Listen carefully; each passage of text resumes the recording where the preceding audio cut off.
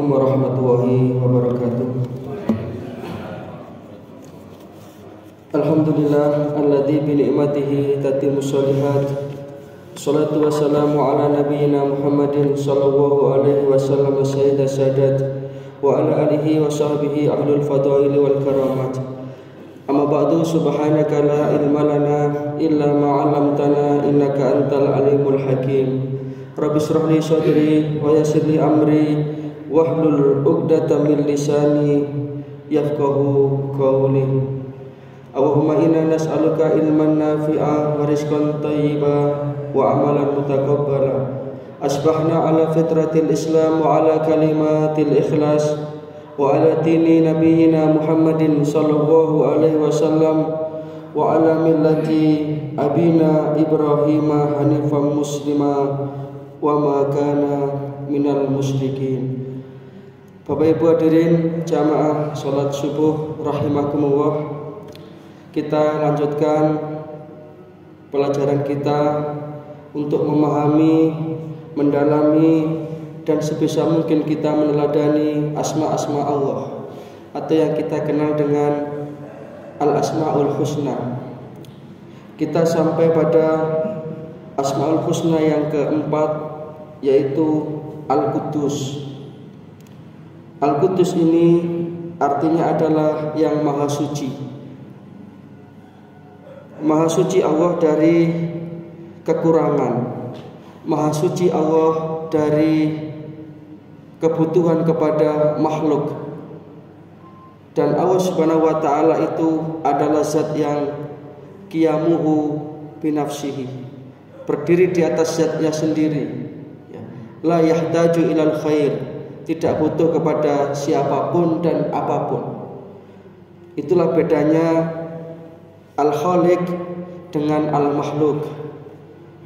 Kalau makhluk seperti kita ini tentu kita selalu membutuhkan orang lain. Nah, para jamaah rahimakumullah, di dalam Al-Quran surat An-Najm ayat 23, Allah Subhanahu wa taala berfirman bahwasanya Allah lah yang maha agung dan maha suci, sehingga tidak ada satupun di antara hambanya ini yang berhak untuk mensucikan dirinya. Tidak ada satupun di antara hambanya ini yang berhak untuk merasa benar dan merasa sempurna, karena kesempurnaan, kesucian itu hanya milik Allah. Fala tuzakku anfusakum. Kamu jangan sekali-kali merasa suci, kata Allah dalam Al-Quran. Walaula fadlullahi alaikum wa rahmatuhu.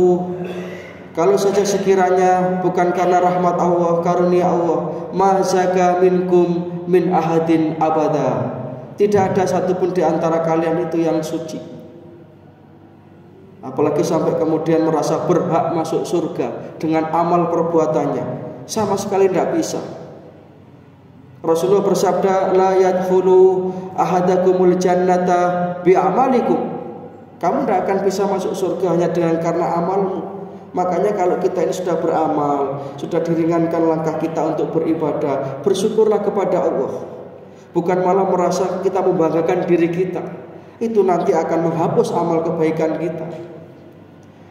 Karena walaula fadlullahi alaikum wa rahmatuhu ma zaka minkum min ahadin abada. Selama-lamanya tidak akan bisa manusia itu suci. Maka kita bisa masuk surga birahmatillah, karena kasih sayang Allah kepada kita, karena rahmatnya Allah kepada kita. Nah, untuk mendapatkan kasih sayang itulah kita berusaha menjadi hamba Allah yang totalitas, beribadah kepada Allah secara ikhlas. Nah, para jamaah rahimakumullah, untuk kita bisa meneladani Asmaul Husna Al-Quddus ini, marilah kita di dalam berzikir kita itu banyak-banyak juga mengucapkan tasbih, mensucikan Allah. Subhanallah, subhanallah. Dan di dalam Al-Quran dikisahkan Nabi Yunus alaihissalam itu ketika beliau itu meninggalkan kaumnya Itu kan kisahnya demikian. Nabi Yunus itu meninggalkan kaumnya karena kaumnya itu didakwai tidak mau, menolak dengan mungkin kata-kata yang keras sehingga Nabi Yunus itu tersinggung. Dia tinggalkan itu umatnya. Ditegur itu oleh Allah. Nabi Yunus alaihissalam. Sehingga Nabi Yunus itu pergi meninggalkan tugas. Akhirnya beliau dimasukkan dalam perut ikan. Sehingga di dalam perut ikan itulah, di dalam 3 kegelapan itulah, kegelapan dasar lautan, kegelapan malam, dan kegelapan dalam perut ikan, itulah Nabi Nuh kemudian mengucapkan la ilaha illa anta subhanaka inni kuntu minadz dzalimin. Dengan istighfar atau taubat yang disampaikan oleh Nabi Yunus ini, Allah Subhanahu wa taala menjawab, falaula kana annahu minal musabbihin. Kalau saja sekiranya hambaku Yunus itu sebelum-sebelumnya tidak termasuk minal musabbihin, hambaku yang mengkuduskan aku, yang mensucikan aku, kata Allah, lala bisa fi batnihi ila yaumi yub'atsun, maka niscaya sampai hari kiamat bakal aku keluarkan dari dalam perut ikan itu. Jadi ini dahsyatnya tasbih kita.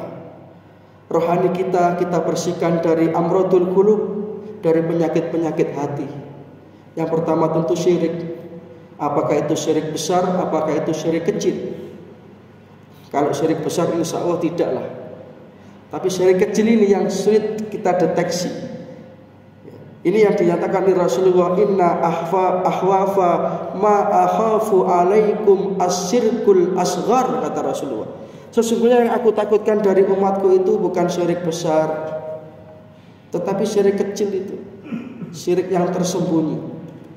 Ketika Rasulullah menyampaikan sabda beliau ini, ada salah seorang sahabat yang bertanya, ya Rasulullah, wa ma syirkul asghar?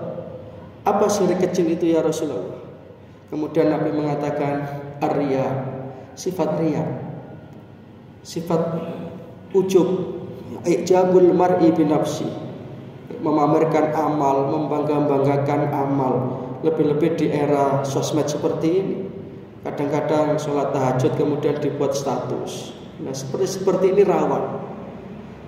Saking sulitnya mendeteksi riya ini sampai dinyatakan oleh Rasulullah, bagaikan engkau mencari semut hitam di balik batu hitam di tengah malam gelap gulita.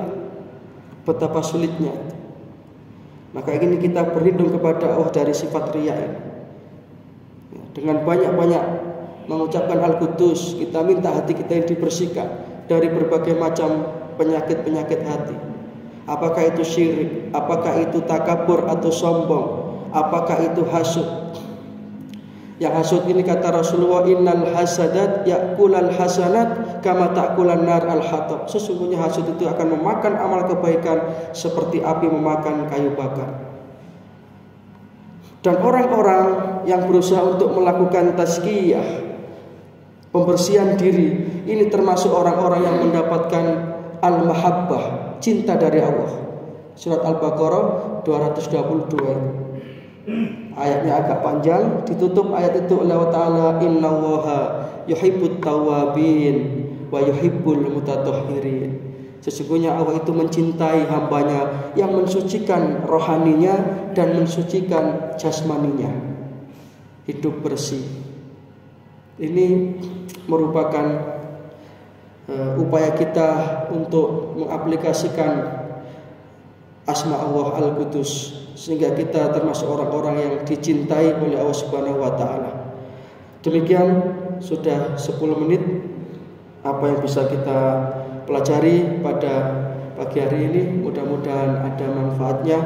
Mudah-mudahan kita bisa istiqomah untuk senantiasa berada di atas jalan kebenaran, sehingga kita nanti akan bisa memungkasi kehidupan kita di dunia ini dengan husnul khatimah. Amin ya rabbal alamin. Ada kurang lebihnya mohon maaf. Nasrun minallah wa fathun qarib wa basyiril mu'minin. Subhanaka Allahumma wa bihamdika asyhadu an la ilaha illa anta astaghfiruka wa atubu ilaik. Assalamualaikum warahmatullahi wabarakatuh. Innallaha wa malaikatahu yusalluna